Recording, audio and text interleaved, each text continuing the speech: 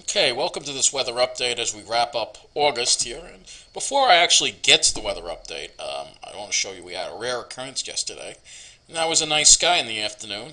Yesterday, meaning Wednesday, August 30th, we had a nice sky in the afternoon. I'll show you some of the pine barrens there. Here, I took a nice little walk in the afternoon at Edgewood Preserve in Deer Park. So I'll show you what that looks like before we get on to the weather report. It was quite beautiful there. Quite beautiful, quite a beautiful place. And we had a nice blue sky. We didn't have any smoke around, and it was really nice to have a nice blue sky and enjoy some of the scenery here, which is really spectacular.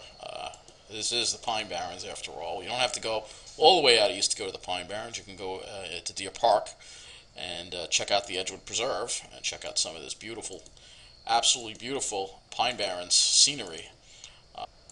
And we'll end it at this here, this beautiful, beautiful pine tree right here.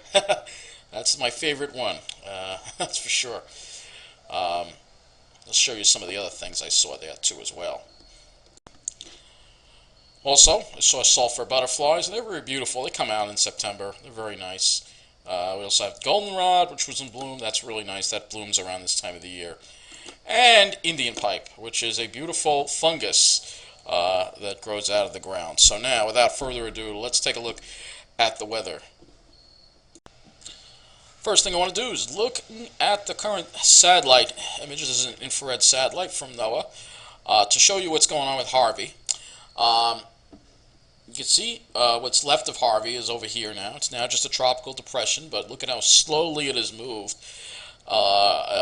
Just from where it came in, it just took like days and days and days. Very unusual, very indicative of the weak steering patterns in the atmosphere due to climate change, and it resulted in this just horrible, horrible disaster, worst hurricane disaster in the continental United States in history, due to all the rainfall. But we want to talk about the future. Well, first, before we get to the future, we have to talk about what's going on now. So it's moving inland, and the question is, what kind of effect is this going to have on our weather? See, it's sort of just like trying to move into our area. Originally, it was supposed to go, to the state of the south, but now it looks like it may mess up. If you were hoping for a nice clear Friday, I don't know if we're going to get one. And it's not just due to what's left of Harvey either. So now let's go ahead and look at the higher resolution MODIS satellite. Okay, let's take a look at the MODIS Worldview satellite here. First, I want to show you the overview of everything going on here, because this shows all the storms that are going on. We'll start with what's left of Harvey, which still, you could tell, looks a lot like it was a hurricane.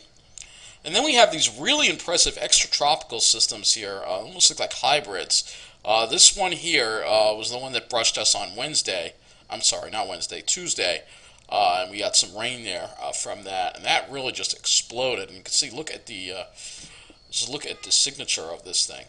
All right, this is something. We'll zoom in on that one too. And then this is another one over here, another extratropical low. And this over here, and this is what we need to watch now, is Hurricane Irma. We're going to get to some of the specifics on Hurricane Irma in a minute.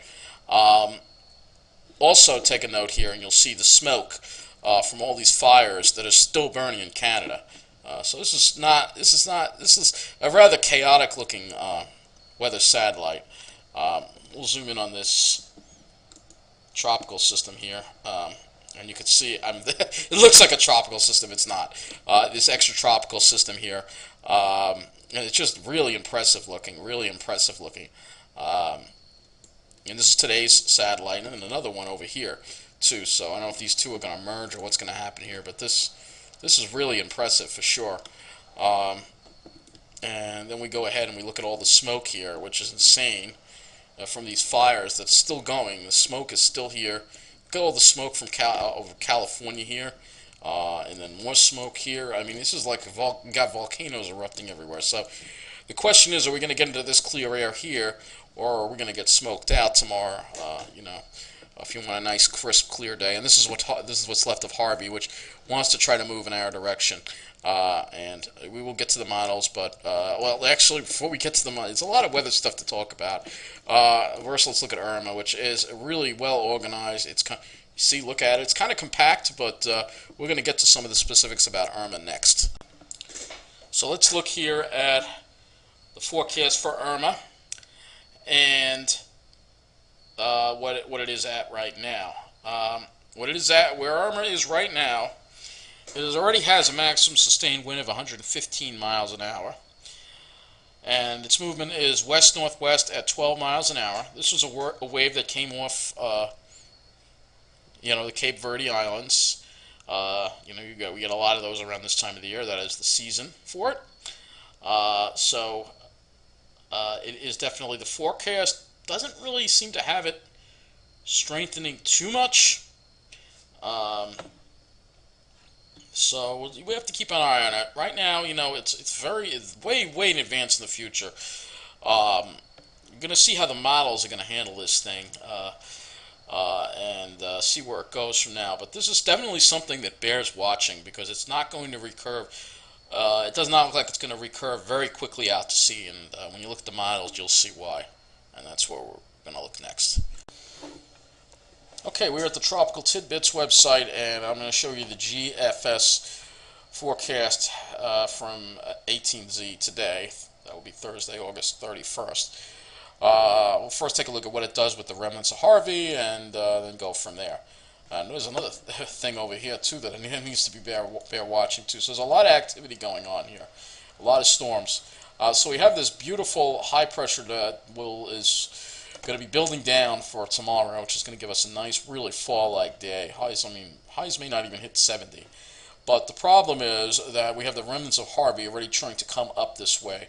Now, again, crappy steering currents again. If we had normal steering, if we had a really good trough, it would just push this thing off to the south, but it wants to come up toward us because we don't have a really good trough. And this high pressure, which was modeled, if you take a look at some of the old runs, let's go back. Let's go back to Monday. The high pressure was much stronger, and you could see that it had a much stronger high building in, which was going to push the remnants away from us. But unfortunately, we do not have that. So our Labor Day weekend that was supposed to be mostly clear is not going to be that way. So we could have serious array. We could be dealing with serious crap tomorrow already running in from over the high pressure from here because it's a weaker high. It's a much more glancing blow of the cool air, and so what's gonna happen here? You can see the rain tries to approach on Saturday. It really doesn't really make it in here until Saturday night and Sunday, and then we get left with the remnants of that. And then we have another high that's going to build in, but this one is going to be more over the more over this area here, and it's going to bring warmer air and more summer-like weather for Monday. We don't know how sunny Monday will be. Maybe it will be pretty clear, but it's not going to be nice and cool. As we go on here, you can see that there's a front that's approaching, and this front, you've got to hope that this front makes it through, and you'll see why. So we have a beautiful, cool, dry air mass that's going to be building in here. But the problem is this front is very slow moving, and it sort of like wants to stall out. As you can see, it's stalling out the front, and this is the problem again with the stall front syndrome because we've got a ridge over here in the Atlantic, which you can see, and this is not allowing Irma to recurve out to sea like it's supposed to do, and that's why we're dealing with the stalled front too. And again, this is far into the future. This is a week away. You know the way the models are. But we can see Irma, very strong hurricane here, and look at that. That is not a good situation at all for us. It brings it right in because, again, you've got this fucking stalled front here, ridge here, but the front stalled out, and then we got a ridge in the Atlantic. The ridge in the Atlantic is the death of us when it comes to these storms. That's why Sandy did what it did, because of the abnormal ridge here in the Atlantic, which shouldn't be here like that. And it's going to push the storm in. Now, this is a very long-range forecast. Things can change, but this would certainly be a significant storm that would hit sometime next weekend if this model were to verify. And then look, there's another storm forming. And that one does recurve out to sea. But certainly, this, like I said, this bears watching. And by no means I'm going to say we're going to get a hurricane next weekend, but we have to keep our eyes open. This is just the GFS, all right? There are other models, but again, it's because of the damn ridge. If I show you the North American, let's go to the North America view, you'll see what I'm talking about here. This blasted ridge over here is not letting this thing recurve out to sea, and it's stalling this front out. That's what the model says is going to happen anyway. And so, because this front is stalled out and not moving offshore, and we got this dam blocking ridge here, this is similar to like what happened with Sandy, as far as the pattern in the atmosphere goes. This thing is steered right toward the northeast. So yeah, let's hope and pray this doesn't happen. All right, it's in the extreme long range.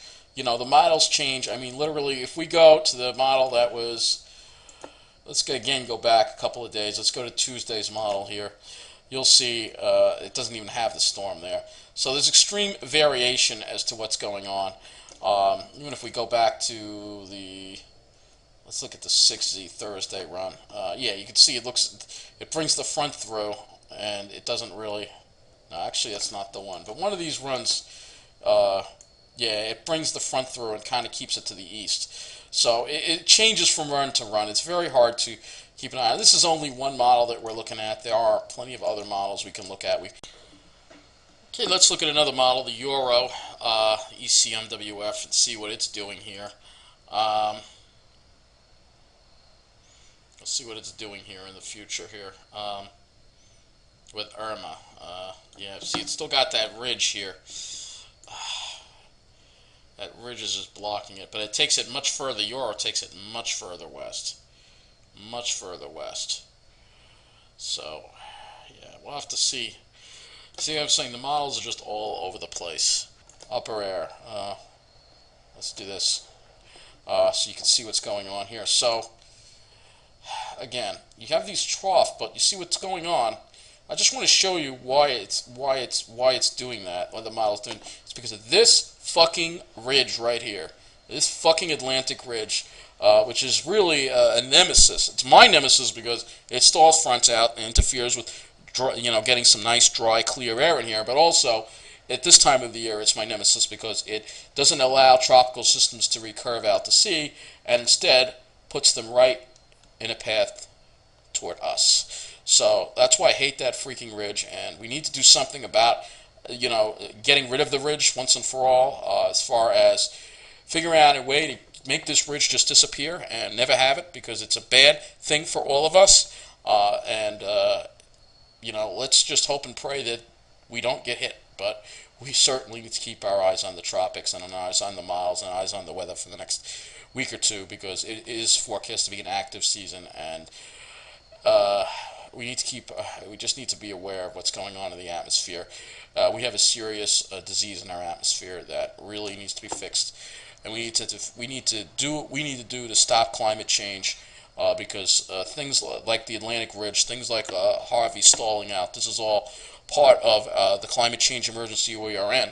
And it's time we get our heads out of the sand and start doing something to cool this planet down as soon as possible.